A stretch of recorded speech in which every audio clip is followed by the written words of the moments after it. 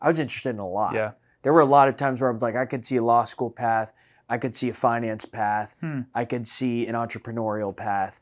I could see an academic path. Like there were so many that intrigued me. So The horizon was totally open for the you. horizon was Yeah. totally open. And I imagine for a lot of people who might be watching this, they might have more of an entrepreneurial bug. I found that one of the most fulfilling experiences I did, and I'm sure you have an interesting story on this front, but is getting involved in some capacity starting something. So for me, that was a grill in my hall. Notre Dame doesn't have fraternities or sororities, you have halls.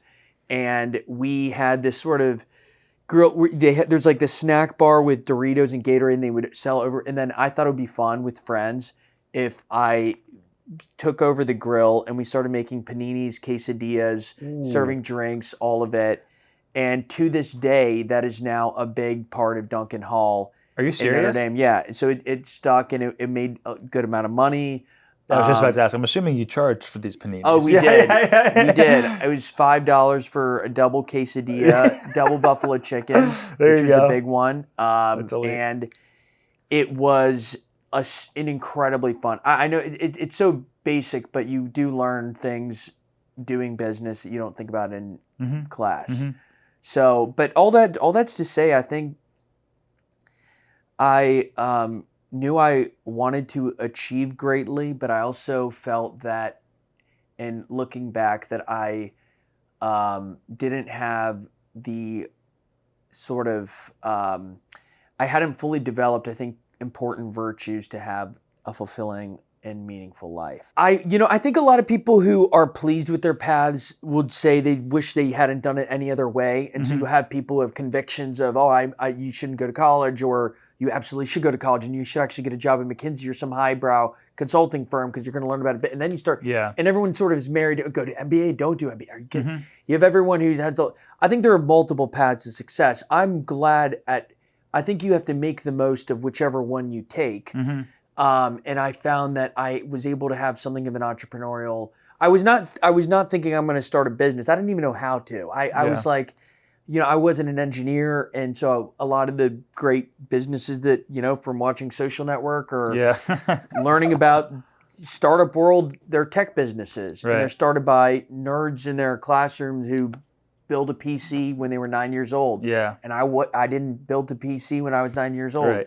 So I felt that I knew I wanted to have some leadership and the ability to run, but I also, and to this day, highly, highly, highly value mentorship. And I actually think if you look at a lot of very successful people, they learned from very successful people. And that is wisdom baked into different cultures. I remember there was a Chinese proverb. We had this book at home, just a collection of Chinese proverbs. And if you want success, consult 3 wise men. And I think that's true, and women. But they will add an addendum. But in all seriousness, I think there's that, everyone blazes their own path, and you can also be so inundated with advice that you sort of have no ability to move forward because you're like, there's so many different, you almost get overwhelmed. Did you ever read Hero's Journey? Never, but know of it. Yes. Yeah. It's basically this book that, I forget the author, but he basically studied all of the myths, and he realized that there was a pattern to the stories. And to really simplify it, it's basically that you have to go through like a period of wandering, you go through a period of like skill building, and then you have a period of kind of like heroic activity. The way I always think about it is through the Batman movies. Like Bruce Wayne has to leave Gotham, he has to build skills for 7 years, he comes back, he assembles his team, and then now he can be the hero. So what was the big watershed moment for you going from kind of stable job to, I think I want to start my own thing? You will enter an environment where there are probably few opportunities to run. And what I mean by run is to have any sort of autonomy, room for growth, independence. And I sort of had to, along with my co-founder, carve out this path at where I was with the podcast. And at the time, this was 2019, in DC, podcasts are sort of looked down upon. A lot of the older people in the building, I worked at a think tank, they were like, podcasting, what the... And so we saw an opportunity there, and then we started interviewing politicians, Paul Ryan, Jeb Bush, and some of my favorite writers like Caitlin Flanagan from The Atlantic, and Andrew Sullivan, and we interviewed a bunch of different people.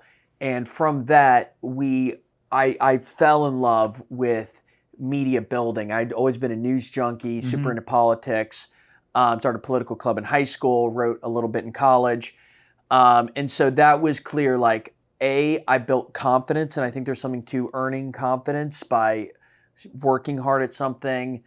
And then eventually, COVID presented an opportunity once we had grown that and actually encountered some conflict or sort of tension internally where the podcast grew a lot. And they were like, well, we can't have a couple of 25-year-olds running it. We got to, get the big dogs in there. And so then it was kind of, and at that point it was clear that I really wanted to build something, and COVID kind of exposed the obviously polarized news media landscape, and it had reached a fever pitch of absurdity in COVID, and not just from the political bias and the typical critiques and the relentless negativity and the alarmism, but also how people consume media, and that's changing still.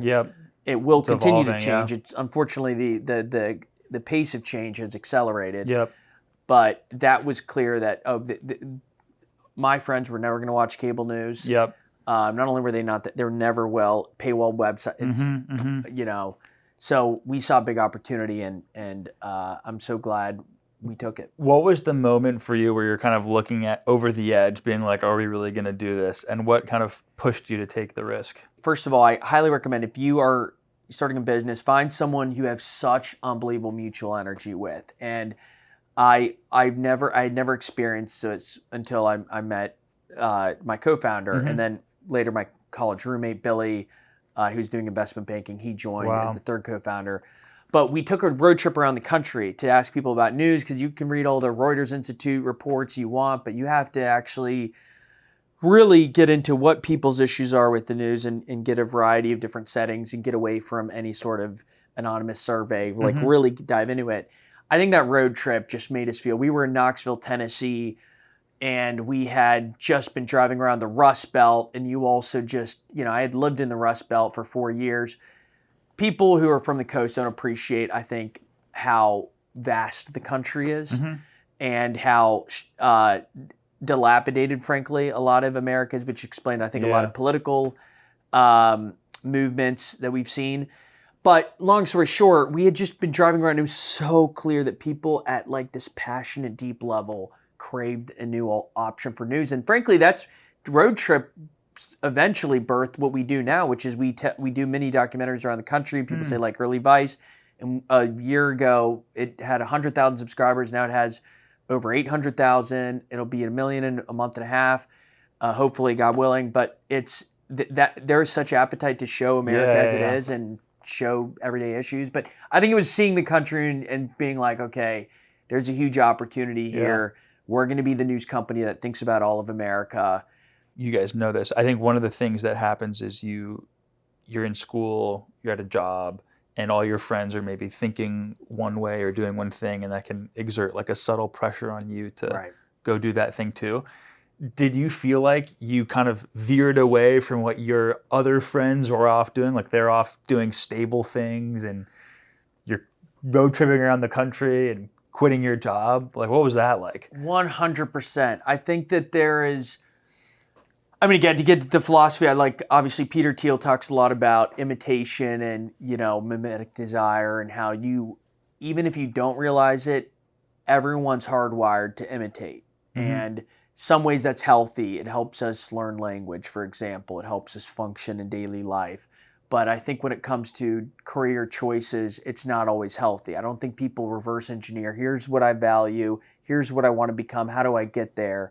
What are key virtues to build now that'll help me get there? I don't think a lot of people think like that. And I don't think I even ever fully thought like that. I tried to at times, but it's so tempting when you see someone go into consulting and make a lot of money, or go into finance and make a lot of money, or work in a more proven industry.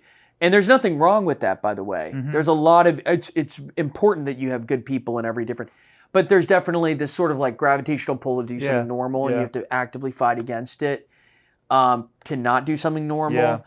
And I think that also there is some I don't want to call it hostility toward builders, but I think a lot of people, I heard how friends would talk about other people starting new things. They're like, dude, I don't even know what they're doing. Like, Yeah. It's just Yeah. like failing. Like, do Right. they have any fault? It's hard to be, you know, the man in the arena or whatever. And I Yeah. think you also can't get cocky about that. Like, I'm different. I'm the best. Yeah. I don't do the flow chart path in life. I do different. But I don't think you should develop that attitude either. But there is absolutely something, you know, we were just talking about literature, you know, like in the Aeneid, Virgil's a man apart. That was how it's described. Like you are, there can be loneliness to that. Mm-hmm. That's one reason why I benefited from having co-founders.